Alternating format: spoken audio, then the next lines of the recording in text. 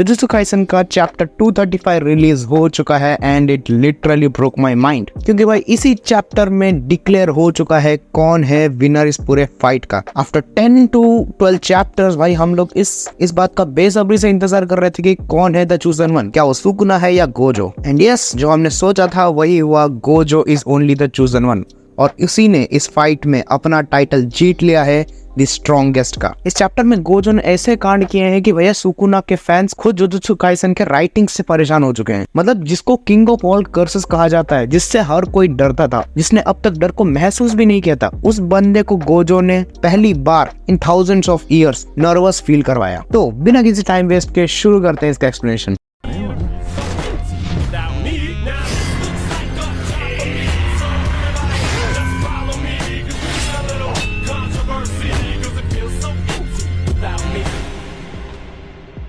Chapter की शुरुआत होती है और हमें दिखाया जाता है कि गोजो ने अपने हाथ को जल्दी से हील कर लिया है। उसका पीछे का रीजन गोजो का ब्लैक फ्लैश था कि ब्लैक फ्लैश कर्स यूजर के कर्स इंटेंसिटी को बढ़ा देता है और वो जितनी बार यूज करेगा उतनी ही ज्यादा कर्स इंटेंसिटी बढ़ती है। और गोजो तो अपना गोजो है, उसके लिए एक ब्लैक फ्लैश ही काफी है उसको यूज करके अपने हाथ को एक गॉड लेवल हीलिंग देने के लिए। और अब Gojo without wasting any time माहोरागा के ऊपर देता है खतरनाक सा ब्लैक फ्लैश और इम्पैक्ट इतना ज्यादा खतरनाक था कि उसने माहोरागा को पीछे ढकेल दिया था। और इस अटैक के बाद गोजो ने यूज कर लिया है 3 टाइम्स ब्लैक फ्लैश। और अब इस अटैक के बाद सुकुना इतना ज्यादा नर्वस होता है कि वो अपने अटैक्स को ढंग से जज नहीं कर पाता, मतलब वो ढंग से चूज नहीं कर पाता कि कौन से अटैक्स यूज करें। और ये गोजो के लिए one of the biggest achievements है जिसने किंग ऑफ कर्सेस को नर्वस फील कराया। क्योंकि भैया जिस बंदे से लोग मिलने से भी डरते हैं या फिर उसकी तरफ देखने से भी डरते थे हजारों सालों पहले, वो अब गोजो के सामने अपना डर प्रदर्शित कर रहा है। अब सुकुना गोजो के ऊपर विदाउट टाइम वेस्ट करे एक पंच लैंड करता है जिसको गोजो अच्छे से पकड़ लेता है। उसके बाद गोजो माहोरागा की तरफ सुकुना को फेंक देता है। अब गोजो बिना किसी टाइम वेस्ट करे ब्लैक फ्लैश यूज कर देता है,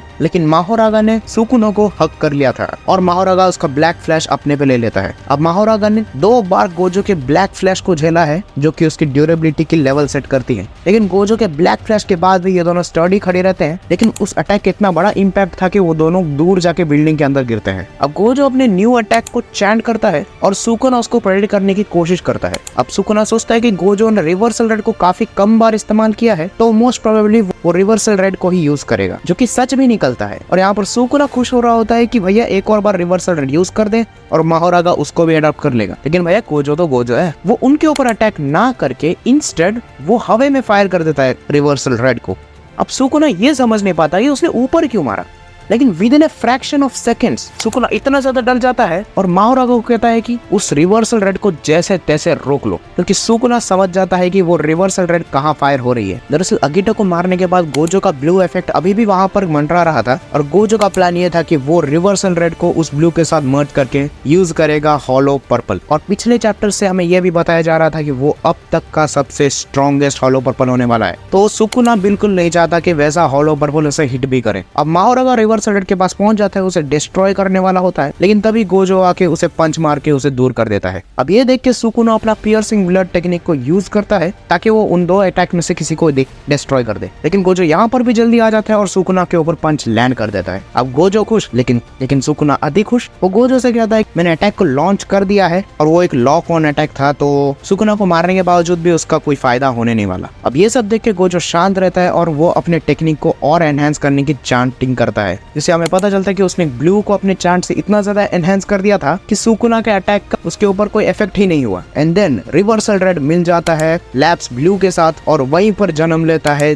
अब तक का सबसे स्ट्रॉन्गेस्ट हॉलो पर्पल। अब यूटा भी सॉरी फील करता है क्योंकि उसे उतना उतावला नहीं होना चाहिए था। अगर वो फाइट ज्वाइन कर देता तो गोजो कभी ये अटैक को यूज ही नहीं कर पाता। और इसका रीजन हम सबको बहुत अच्छे से पता है कि गोजो हमेशा अकेले ही काम करता है और अकेले ही काम करते वक्त वो अपने प्राइम में रहता है। आगे हमें दिखाया जाता है कि हॉलो पर्पल का डैमेज इतना ज्यादा डिस्ट्रक्टिव था कि with in matter of seconds वहां का एंटायर एरिया जो कि हॉलो पर्पल के रेडियस में आता था वो धूल बन जाता है। मतलब ना तो उसके टुकड़े हुए, ना ही वो कुछ कोलैप्स वगैरह हुआ, सीधे धूल, मतलब जल के राख। और भाई जैसे ही धूल साफ होती है और हमें दिखाया जाता है द किंग ऑफ कर्सेस, जिसके आधे चिथड़े उड़ चुके हैं लेकिन वो अभी भी खड़ा है और मुझे नहीं लगता कि अब वो इतनी जल्दी लड़ने के हालत में है। और माहोरागा क्या, तुम्हें क्या लगता है जब किंग ऑफ कर्सेस का ही ये हालत हुआ है तो क्या माहोरागा इससे बच पाएगा? चांस ही नहीं होता। ब्लास्ट में हमें दिखाया जाता है कि माहोरागा का व्हील डिस्ट्रॉय हो चुका है, मतलब माहोरागा इज डेड। हमें आगे दिखाया जाता है कि गोजो ने भी इस अटैक से थोड़ा सा डैमेज लिया है, लेकिन क्योंकि वो अटैक गोजो का ही था तो उसके ऊपर ज्यादा कुछ डैमेज आया नहीं। तो अब क्योंकि इस लड़ाई में reverse curse technique Sukuna use नहीं कर पाएगा तो इस चैप्टर में ही डिक्लेयर हो जाता है कि गोजो ही सबसे स्ट्रॉन्गेस्ट है